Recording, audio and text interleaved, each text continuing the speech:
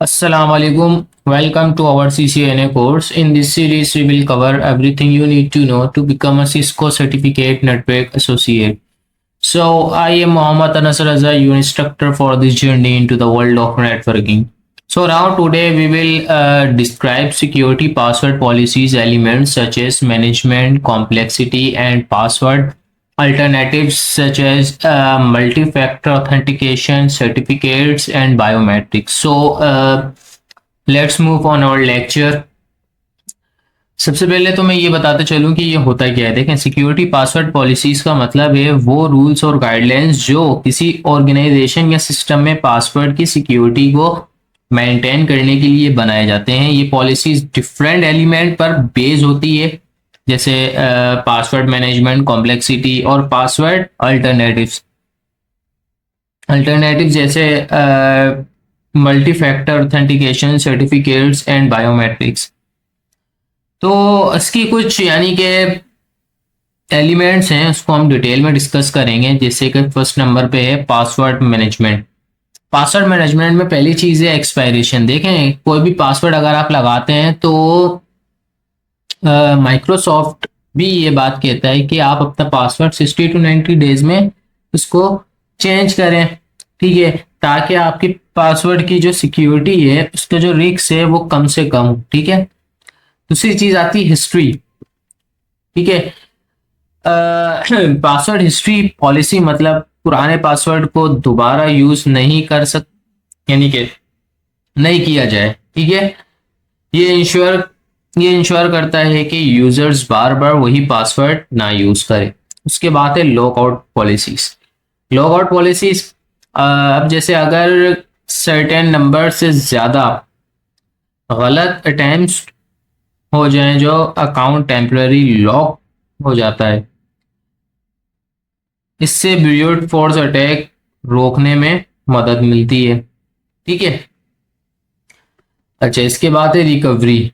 अब अगर रिकवरी की बात करूं मैं, तो सिक्योर मेथड्स होने चाहिए पासवर्ड रिकवर करने के लिए, जैसे वेरीफाइड ईमेल या फोन नंबर के थ्रू, ठीक है।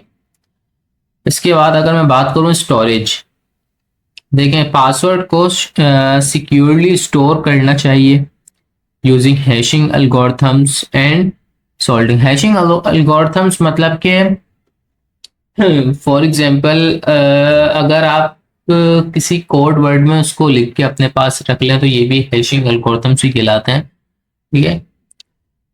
तो पासवर्ड सेफ रख सकते हैं इस तरह। अच्छा, इसके बाद अगर मैं बात करूं पासवर्ड कॉम्प्लेक्सिटी की, पहली चीज इसमें लेंथ की बात करूंगा मैं। देखें, मिनिमम लेंथ का रिक्वायरमेंट यानी कि जो पासवर्ड की रिक्वायरमेंट होती है वो कम से कम 8 to 12 करेक्टर्स होनी चाहिए, ठीक है। करेक्टर्स वेरिटी क्या होनी चाहिए उसकी पासवर्ड में, अपर और लोअर केस लेटर्स, नंबर्स और स्पेशल करेक्टर्स मिक्स होने चाहिए, ठीक है। अवॉइड कॉमन पैटर्न्स से अवॉइड, जैसे कि कॉमन और इजीली गेसेबल पासवर्ड, जैसे 1 2 3 4 5 6, ठीक है। या मेरा नाम अनस है तो अनस 1 2 3, तो ये पासवर्ड को यूज नहीं करना चाहिए, ठीक है। इंट्रोपी, अब इसका क्या है, पासवर्ड को हाई इंट्रोपी होना चाहिए, मतलब ऐसे कॉम्बिनेशन जो गेस करना थोड़ा सा मुश्किल हो, ठीक है।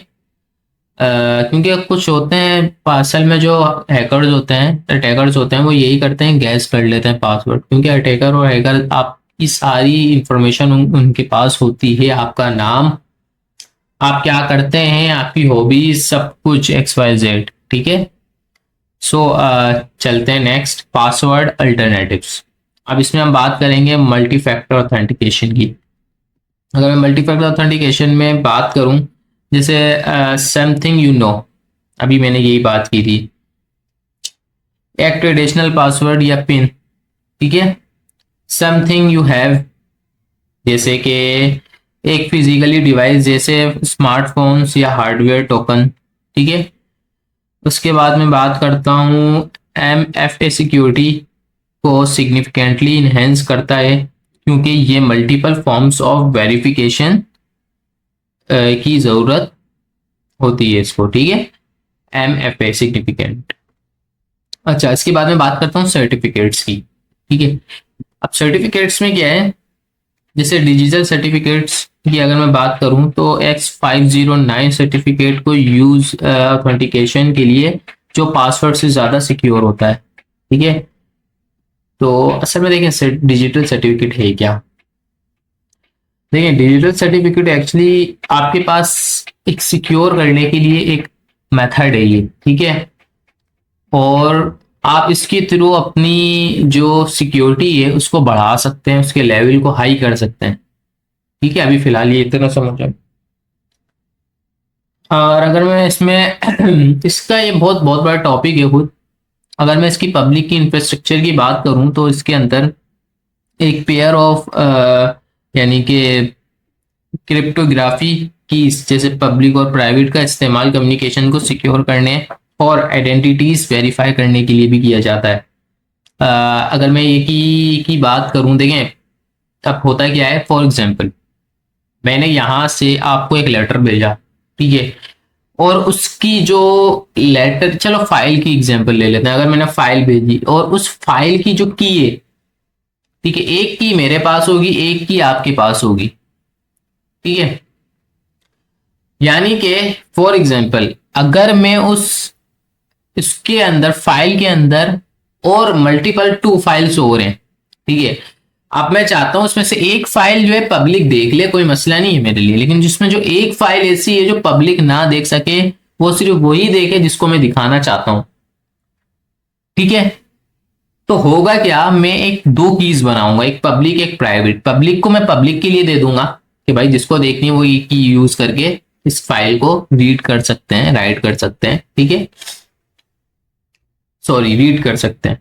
और एक की मैं ऐसी बनाऊंगा जो सिर्फ मैं चाहता हूं कि वो फाइल वही लोग देखें जिनको मैं चाहता हूं, तो मैं एक प्राइवेट की बनाऊंगा, ठीक है। वो सिर्फ उन्हीं को पता होगा और मुझे पता होगा, बस। This is called PKI, public की इंफ्रास्ट्रक्चर, ठीक है।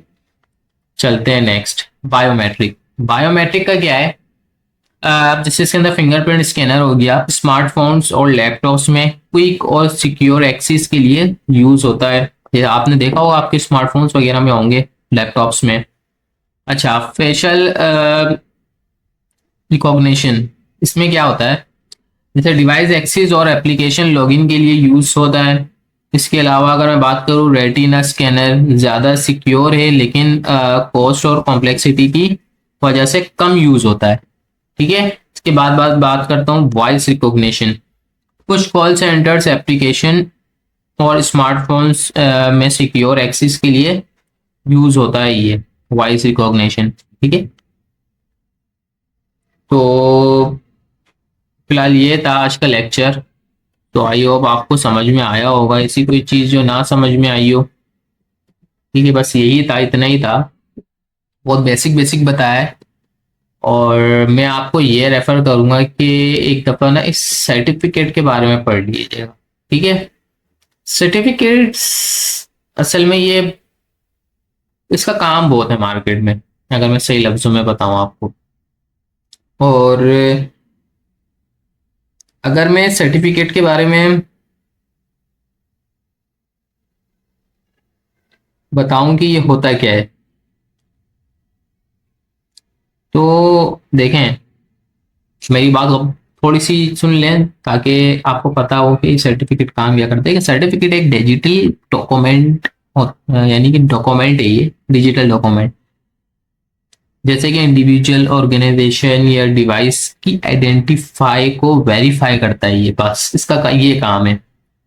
फिर अगर मैं इसके इंफ्रास्ट्रक्चर की बात करूं तो अभी भी हमने डिस्कस किया, ठीक है, पब्लिक की, प्राइवेट की।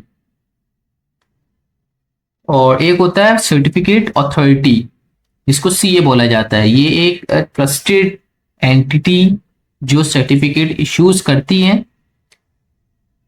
और वेरीफाई करती हैं। ये सर्टिफिकेट अथॉरिटी वेरीफाई करता है कि पब्लिक की सही एंटिटी से एसोसिएट है या नहीं। आई बात समझ में, यानी कि ये सर्टिफिकेट अथॉरिटी की बात कर रहा हूं मैं, इसके अंदर ही होता है वो भी।